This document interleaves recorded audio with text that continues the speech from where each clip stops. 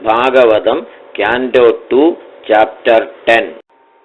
ഭാഗവതം സ്കന്ധം 2 അധ്യായം 10. ശ്രീശുക ഉവാച അത്ര സർഗോ വിസർഗശ്ച സ്ഥാനം പോഷണമോദയഃ മന്വന്തരേശാനുകഥാ നിരോധോ മുക്തിരാശ്രയഃ ദശമസ്യ വിശുദ്ധ്യർത്ഥം നവാനാമിഹ ലക്ഷണം വർണ്ണയന്തി മഹാത്മാന ശ്രുതേനാർത്ഥേന ചാഞ്ജസാ ഭൂതമാത്രേന്ദ്രിയധിയാം ജന്മസർഗ ഉദാഹൃതഃ ബ്രഹ്മണോ ഗുണവൈഷമ്യാദ്വിസർഗ പൗരുഷസ്മൃതഃ സ്ഥിതിർവൈകുണ്ഠവിജയ പോഷണം തദനുഗ്രഹഃ മന്വന്തരാണി സദ്ധർമ്മ ഉദയ കർമ്മവാസനാഃ അവതാരാനുചരിതം ഹരേശ്ചാസ്യാനുവർത്തിനാം പുംസാമീശ കഥാ പ്രോക്ത നാനാഖ്യാനോപബ്രംഹിതാഃ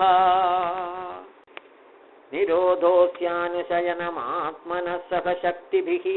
മുക്തിർഹിത്വാന്യഥാ രൂപം സ്വരൂപേണ വ്യവസ്ഥിതിഃ ആഭാസശ്ച നിരോധശ്ച യതശ്ചാദ്യവസീയതേ സ ആശ്രയഃ പരം ബ്രഹ്മ പരമാത്മേതി ശബ്ദ്യതേ യോധ്യാത്മികോയം പുരുഷഃ സോസാവേവാധിദൈവികഃ യത്തത്രോഭയവിച്ഛേദഃ പുരുഷോ ഹ്യാദിഭൗതികഃ ഏകമേകതരാഭാവേ യദാ നോപലഭാമഹേ ഹൃദയം തത്രയോ വേദ സ ആത്മാ സ്വാശ്രയാശ്രയഃ പുരുഷോണ്ഡം വിനിർഭിദ്യ യദാസൗ സ വിനിർഗതഃ ആത്മനോ യനമന്വിച്ഛന്നപോസ്രാക്ഷി ശുചിഃ താസ്വവാത്സ്യസ്വസൃഷ്ടാസു സഹസ്രപരിവത്സരാൻ തേന നാരായണോ നാമ യഥാവ പുരുഷോദ്ഭവാഃ ദ്രവ്യം കർമ്മ ച കാലശ്ച സ്വഭാവോ ജീവയേവ ച യദനുഗ്രഹതഃ സന്തി ന സന്തി യദുപേക്ഷയാ ഏകോ നാനാത്വമന്വിച്ഛൻ യോഗതൽപാത് സമുദ്ധിതഃ വീര്യം ഹിരണ്മയം ദേവോ മായയാ വ്യസൃജത്രിധാ അധിദൈവമധാധ്യാത്മമധിഭൂതമിതി പ്രഭുഃ അധൈകം പൗരുഷം വീര്യം ത്രിധാഭിദ്യത തച്ഛൃണു അന്തഃശരീര ആകാശാത് പുരുഷസ്യ വിചേഷ്ടതഃ ഓജസ്സഹോ ബലം ജജ്ഞേ തദ പ്രാണോ മഹാനസുഃ അനുപ്രാണന്തിയം പ്രാണാ പ്രാണന്തം സർവജന്തുഷു അപാനന്ദമപാനന്തി നരദേവമിവാനുഗാഃ പ്രാണേന ക്ഷിപദാക്ഷുത്രുടന്തരാ ജായതേ പ്രഭോഃ പിപാസതോ ജക്ഷതശ്ച പ്രാങ്മുഖം നിരഭിദ്യത മുഖതസ്താലു നിർഭിന്നം ജിഹ്വാ തത്രോപജായതേ തതോ നാനാരസോ ജജ്ഞേ ജിഹ്വയാ യോധിഗമ്യതേ വിവക്ഷോർമുഖതോ ഭൂമ്നോ വന്യർവാ വ്യാഹൃതം തയോഃ ജലേ വൈ തസ്യ സുചിരം നിരോധഃ സമജായത നാസികേ നിരഭിദ്യേതാം ധോധൂയതി നഭസ്വതി തത്ര വായുർഗന്ധവാഹോ പ്രാണോ നസി ജിഘൃക്ഷതഃ യദാത്മനി നിരാലോകമാത്മാനം ച വിദൃക്ഷതഃ നിർഭിന്നേ ഹ്യക്ഷിണീ തസ്യ ജ്യോതിശ്ചക്ഷുർഗുണഗ്രഹഃ ബോധ്യമാനസ്യ ഋഷിഭിരാത്മനസ്തജ്ജിഘൃക്ഷതഃ കർണൗ ച നിർഭിദ്യേതാം ദിശ ശ്രോത്രം ഗുണഗ്രഹഃ വസ്തുനോ മൃദുകാഠിന്യ ലഘു ഗുർവോഷ്ണശീതതാം ജിഘൃക്ഷതസ്ത്വം നിർഭിന്നാ തസ്യാം ലോമമഹീരുഹാഃ തത്ര ചാന്തർബഹിർവാദസ്ത്വചാലബ്ധ ഗുണോ വൃതഃ ഹസ്തൗ രുരുഹതുസ്തസ്യ നാനാകർമ്മ ചികീർഷയാ തയോസ്തു ബലമിന്ദ്രശ്ച ആദാനമുഭയാശ്രയം ഗതിം ജിഗീഷദഃ പാദൗ രുരുഹാദേഭികാമികാം പവ്യാം യജ്ഞസ്വയം ഹവ്യം കർമ്മഭിः ക്രിയതേ നൃഭിः നിരഭിദ്യത ശിഷ്ണോ വൈ പ്രജാനന്ദാമൃതാർത്ഥിനഃ ഉപസ്ഥ ആസീത് കാമാനാം പ്രിയം തദുഭയാശ്രയം ഉത്സിസൃക്ഷോർധാതുമലം നിരഭിദ്യത വൈഗുദം തതഃ പായുസ്തതോ മിത്ര ഉത്സർഗ ഉഭയാശ്രയഃ ആസി സൃപ്സോ പുരപുര്യാനാഭിദ്വാരമപാനദഃ तत्रापानस्ततो मृत्युः पृथक्त्वमुभयाश्रयम् आदित्सोरन्नपानानामासन् कुक्ष्यन्त्रनाडयः नद्यः समुद्राश्च तयोः तुष्टिः पुष्टिस्तदाश्रये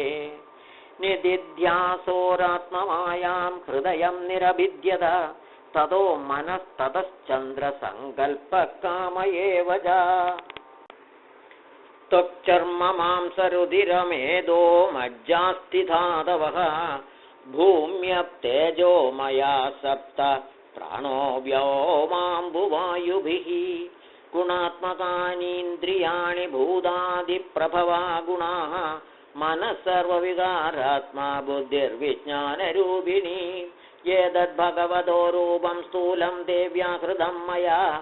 मह्यादिभिश्चावरणैरष्टभिर्बहिरावृतम्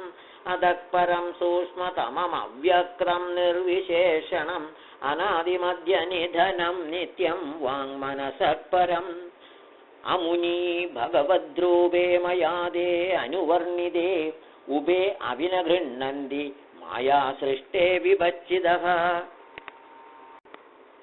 सवाच्यवाचकतया भगवान् ब्रह्मरूपधृक् नामरूपक्रिया धत्ते सकर्मा कर्मकः परः प्रजापतीन् मनुन् देवान् ऋषीन् पितृगणान् पृथक् सिद्धचारणगन्धर्वान् विद्याध्रासुरगुह्यगान् किन्नराप्सरसो नागान् सर्पान् किं पुरुषोरगान् मातृरक्षपिशाचांश्च प्रेतभूतविनायकान् कूष्माण्डोन्मादवेदाळान् यादुदानान् गृहानपि खगान् मृगान् पशून् वृक्षान् गिरीन् नृपसरीसृपान् द्विविधाश्च दुर्विधायेन्ये जलस्थलनभौकसः कुशला मिश्रा कर्मणां गतयस्त्युमाः सत्वं रजस्तमयिति तिस्रः सुरनृनारकाः तत्राप्येकैकशो राजन् भिद्यन्ते गदयस्त्रिधा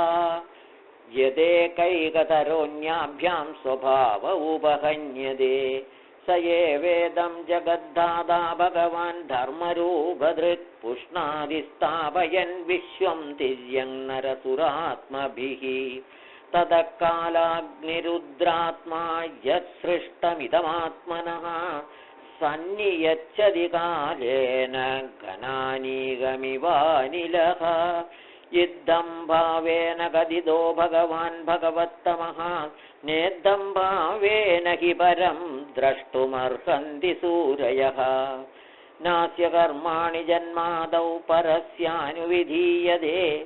कर्तृत्वप्रतिषेधार्थं माययारोपितं हि तत् अयं तु ब्रह्मणः कल्पः सविकल्प उदाहृतः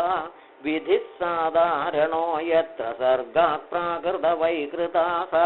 परिमाणं च कालस्य कल्पलक्षणविग्रहं यदा पुरस्ताद्वाख्यास्येवात्मं कल्पमदो शृणु शौनक उवाच यदाहनो भवान् सुदक्षता भागवतोत्तमः चदारतीर्थानि भुवः त्यक्त्वा बन्धून् सुदुस्त्यजान्